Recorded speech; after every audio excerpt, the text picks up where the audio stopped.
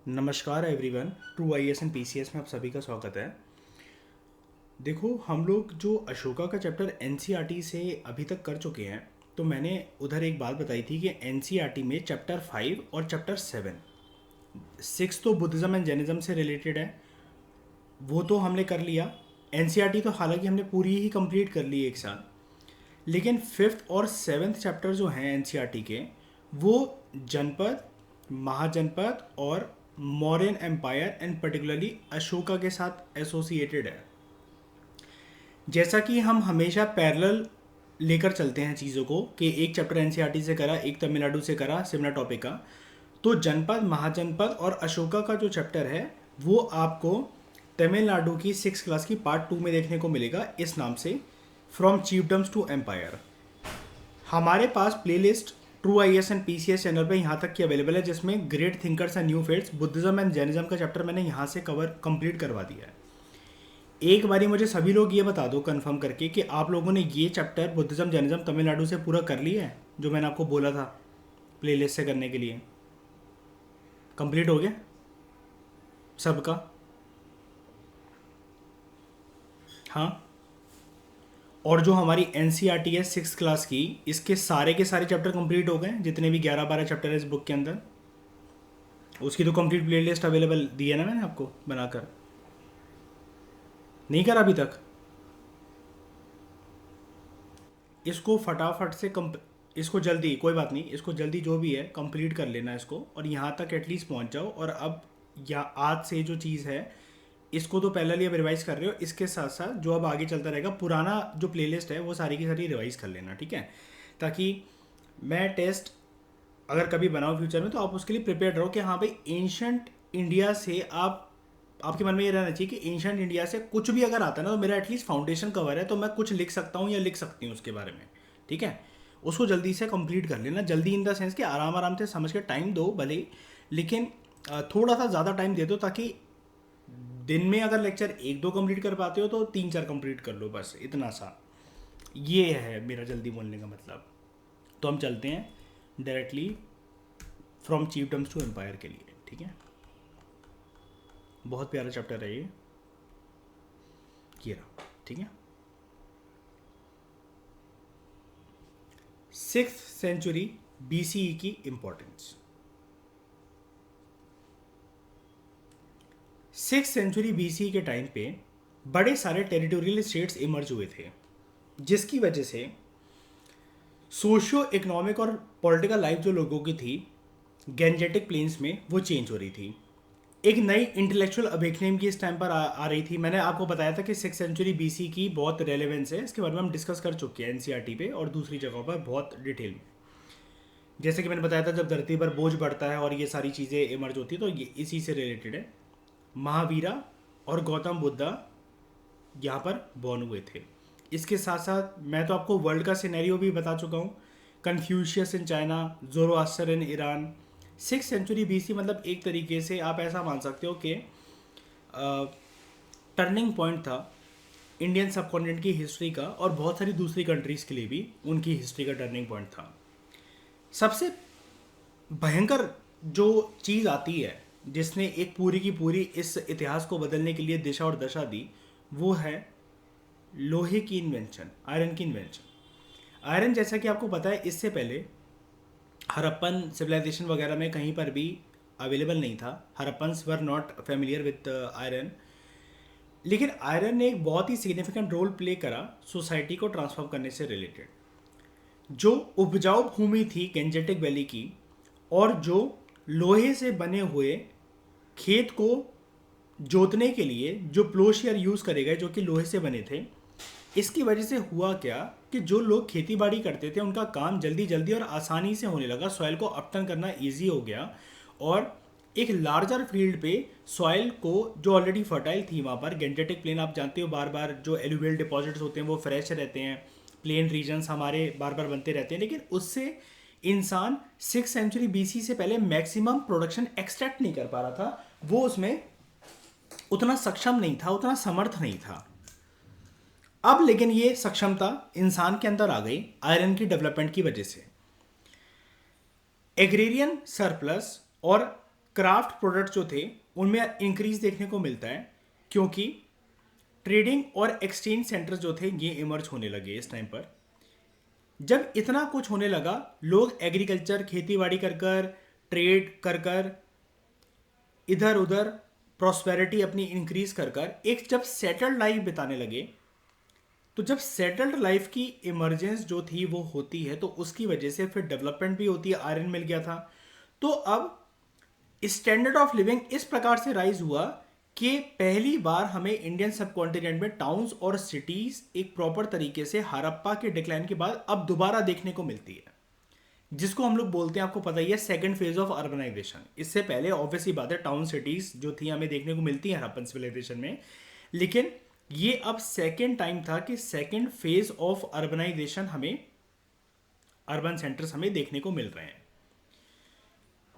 जो आयरन की नॉलेज थी, इसकी वजह से मगध को एक एडवांटेज था दूसरे महाजनपद के ऊपर। ये वाली बात याद रखना, एनसीईआरटी हमें ये वाली बात कतई नहीं बताता है कि आयरन सबसे पहले मिला कहाँ पर, कौन से जनपद या महाजनपद में। इसका आंसर है मगध में सबसे पहले आयरन डेवलप हुआ था, मिला था, इन्वेंट हुआ था। मैं एक बात और बताना चाहता हूँ, हाँ, तो मगध को एडेड एडवांटेज ये मिला कि वो अपना empire, first empire of India subcontinent को फॉर्म कर पाया, and the first empire was Mauryan empire. ये वाली कहानी हम जानते हैं। मैं आपको एक बात बताना चाहता हूँ, 6th सेंचुरी बीसी एक टर्निंग पॉइंट था हिस्ट्री का। अगर इसके ऊपर क्वेश्चन आ जाए तो आपके पास बहुत सारा कंटेंट है, यानी कि यहाँ से लेकर यहाँ तक का कंटेंट है, और कुछ कुछ एनसीईआरटी से भी आप रेफरेंस ले सकते हो, ठीक है। अगर आपको ये कल को क्वेश्चन आ जाए ना, मैंने आपको बताया भी था, मगध की जन्मभूमि भी एक ऐसी जन्मभूमि थी जो कि ब्लेस थी, काफी ज्यादा ब्लेस थी।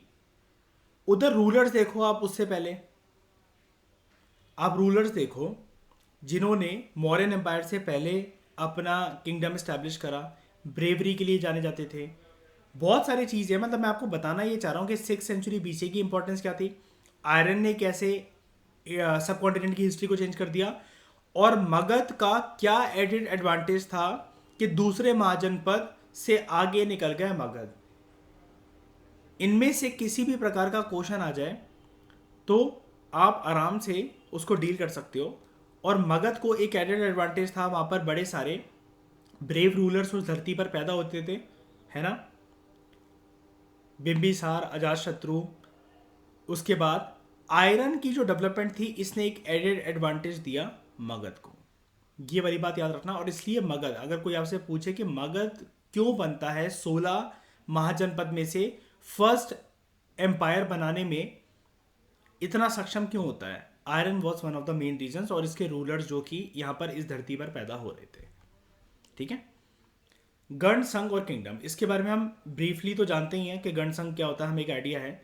दो तरह की गवर्नमेंट थी नॉर्थ इंडिया में 6th सेंचुरी बीसी में, एक गण संघ जो कि नॉन मोनार्किकल स्टेट थी, और कुछ थे किंगडम्स मोनार्किकल। यहाँ पे यानी कि हम जानते हैं गण संघ में कोई एक particular Raja, one king controlling the masses, ऐसा कुछ भी कंसेप्ट गण संघ के अंदर देखने को नहीं मिलता। जबकि एक प्रकार से हम तो ये कह सकते हैं ग्रुप गैदरिंग हुआ करती थी, जहाँ पर कॉमन डिसीजन सब लोग लिया करते थे। लेकिन किंगडम्स के अंदर हमें मोनार्कीज का कंसेप्ट हमें देखने को मिलता है, किंग एंड क्वीन का कंसेप्ट हमें देखने को मिलता है। दो प्रकार की सरकारें नॉर्थ इंडिया में अलग अलग रीजन्स में एग्जिस्ट कर रही थी 6th सेंचुरी बीसी में। डिफरेंस जानते हैं हम एक बारी इन सारी चीज़ों में। देखो, गण का मतलब होता है पीपल ऑफ इक्वल स्टेटस। गण का मतलब ही यही है, इक्वल स्टेटस के लोग, यानी कि सबको इक्वल वे में ट्रीट करा जाएगा। संघ का मतलब होता है असेंबली। अगर हम लोग इसको कंबाइंड रूप से बोले ना, गण संघ, यानी कि कुछ लोग कंबाइंड रूप से एक असेंबली का पार्ट होते हैं, और उस असेंबली को कंट्रोल करने के लिए एक कॉमन लीडर या एक रूलर नहीं रहेगा। सब सारे के सारे लोगों को एक सिमिलर वे में ट्रीट करा जाएगा। डिसीजन जो होंगे वो कंसेंसस बेसिस पे लिए जाएंगे, कंसेंसस बेसिस पे लिए जाएंगे, मेजॉरिटी वोटिंग पे नहीं लिए जाएंगे। सबकी जब हामी होगी तभी वो डिसीजन जब जो होगा लागू होगा, मेजॉरिटी वोटिंग नहीं, कंसेंसस को इंपॉर्टेंस दी जाएगी, ठीक है।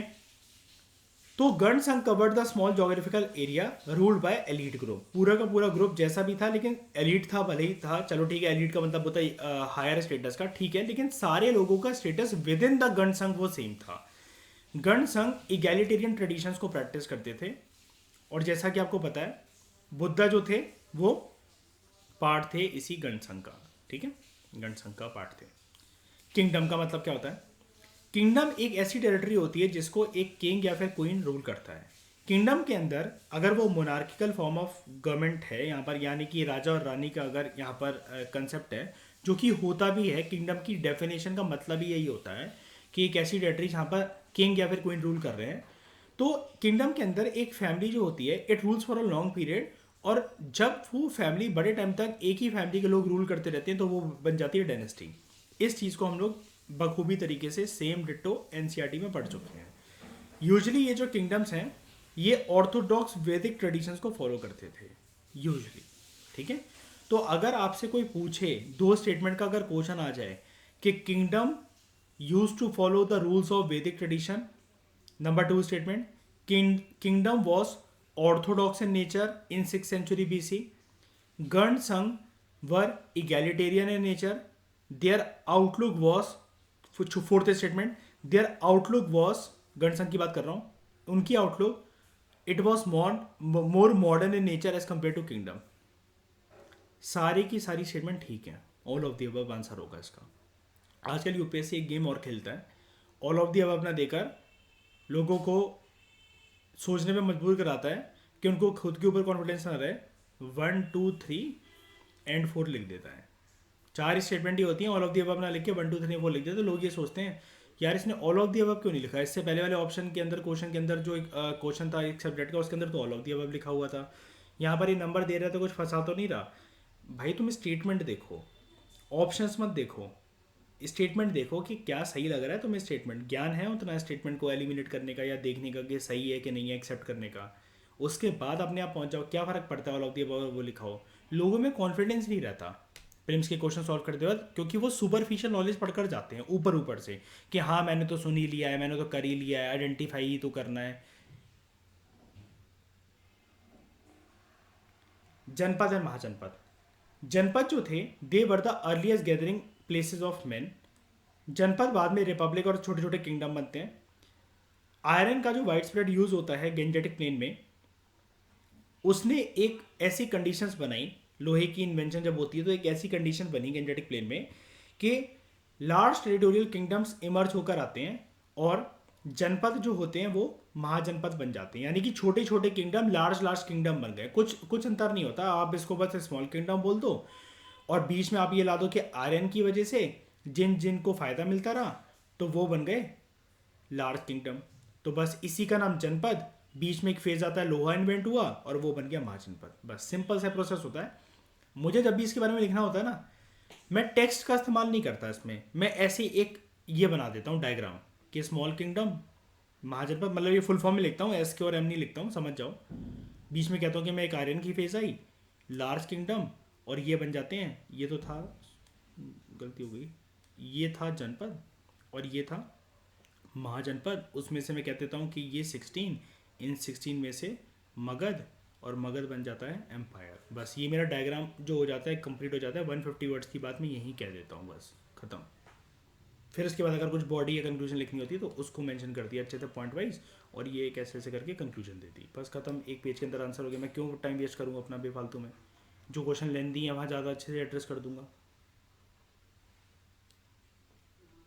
नोट मेकिंग की अगर कला सीखनी है तो मैं हमेशा बोलता हूँ मुझसे भी अच्छी नोट मेकिंग लाइफ में आज तक मैंने जिसकी देखी है वो सिर्फ अंकिता भगत की है।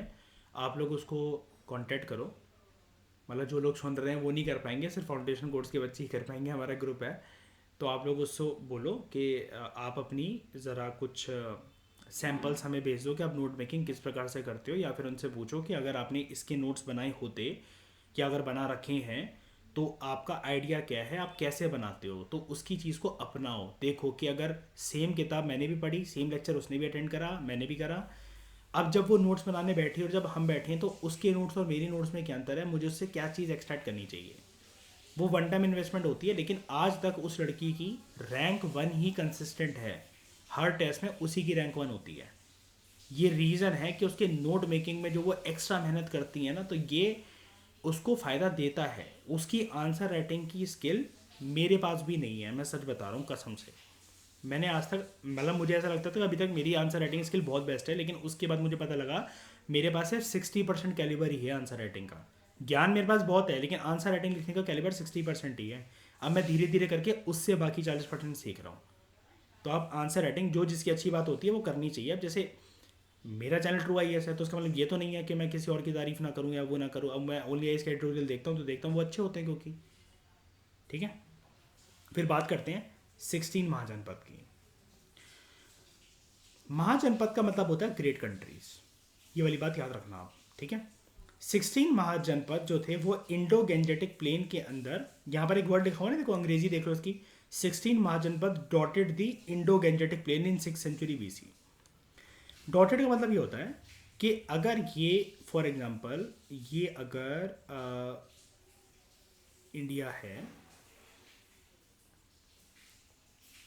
ये अगर इंडिया है तो यहाँ पर हमें 16 महाजनपद से डॉटेड स्ट्रक्चर ये देखने को मिलेगा। मतलब वो ये कह रहा है कि 6th सेंचुरी BC जब आती है तो मुझे ऐसे ऐसे पूरे हिंदुस्तान में बिखरे हुए 16 ग्रेट पावर्स देखने को मिलती है। मतलब दीज रेड डॉट्स, ये महाजनपद का सिंबल है रेड डॉट्स, 16 महाजनपद ऐसे हमें देखने को मिलती है। 16, ये वाली बात याद रखना, नंबर याद रखना। कई लोग मुझसे ये बोलते हैं कि सर ये हिस्ट्री ऑप्शनल वालों को 16 महाजनपद के नाम याद करने चाहिए या फिर हम भी करें। मैं उनसे देखो ये बोलता हूँ, अगर UPSC में स्टेटमेंट आती है किसी महाजनपद के ऊपर तो कोई सेंटेंस या कोई लाइन तो आएगा।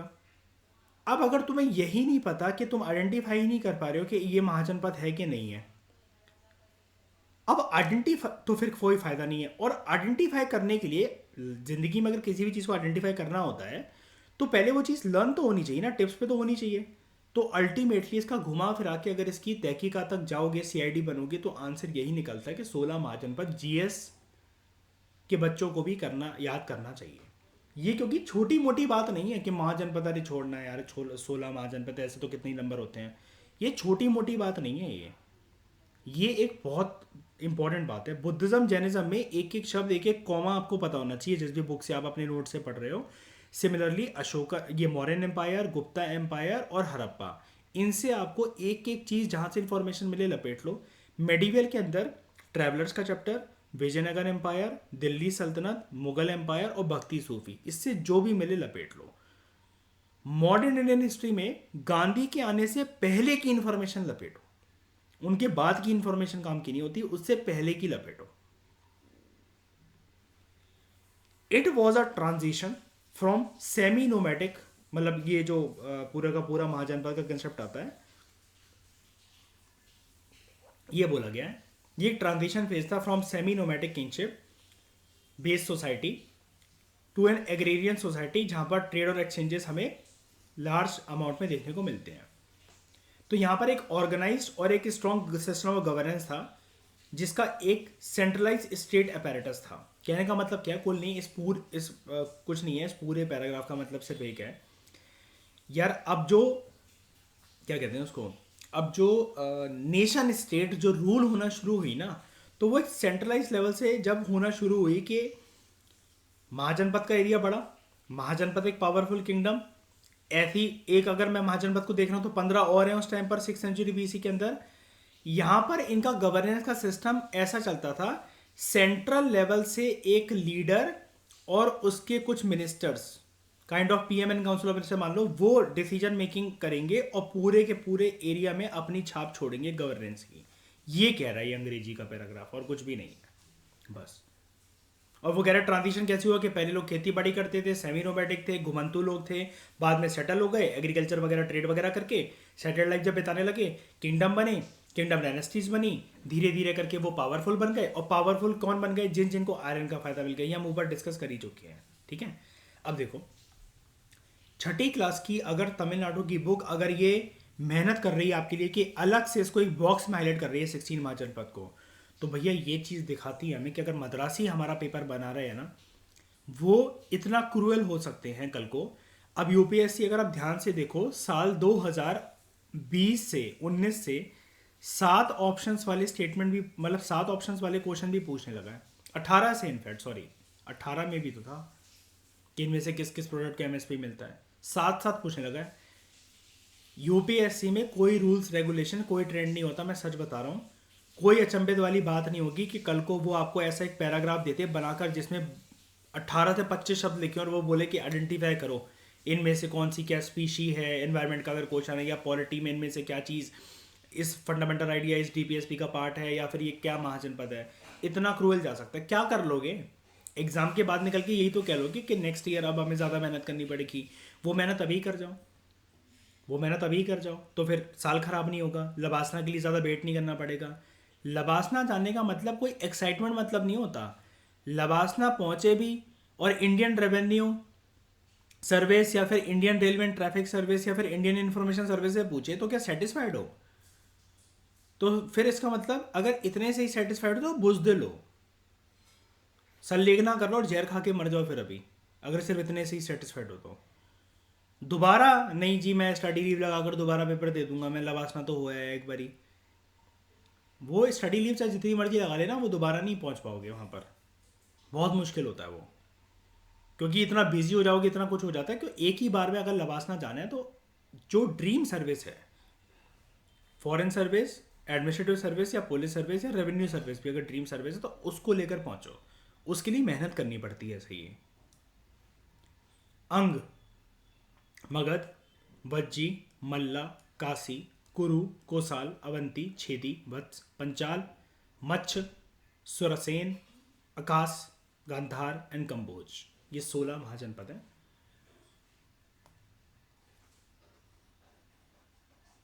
These are the 16 Mahajanapada. 1 2 3 4 5 6 7 8 9 10 11 12 13 14 15 16। ठीक है। अब स्टोरी कहाँ से चली थी, ध्यान से देखना।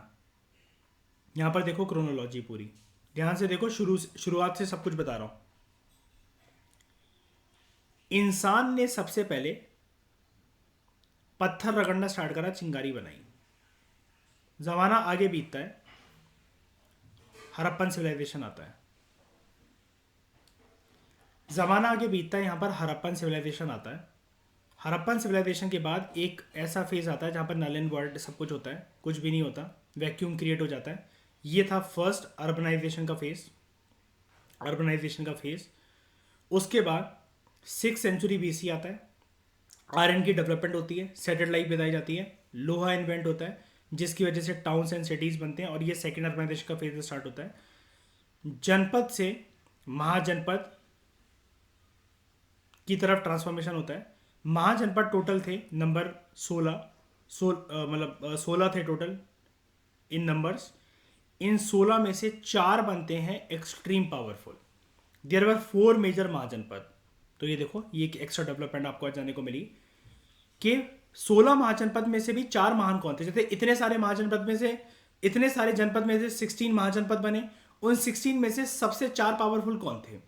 मगध बिहार के अंदर, अवंती उज्जैन के अंदर, कोसाल ईस्टर्न यूपी के अंदर, और वत्स कौसंबी इलाहाबाद यूपी के अंदर। मगध, अवंती, ये मगध, अवंती, कोसाल एंड वत्स, ये 4 पावरफुल महाजनपद थे। ठीक है।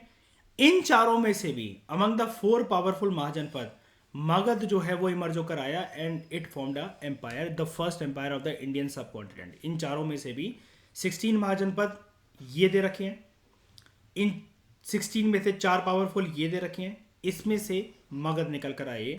तो आज आपकी पूरी की पूरी क्रोनोलॉजी सेट हो गई।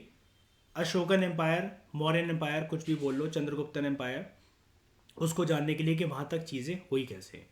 मगध के पास ही एडेड एडवांटेज क्यों होता है, जैसा कि मैंने आपको इस लेक्चर की डिस्कशन में बताया, इसको हम जानेंगे नेक्स्ट लेक्चर में। Thank you very much for discussion.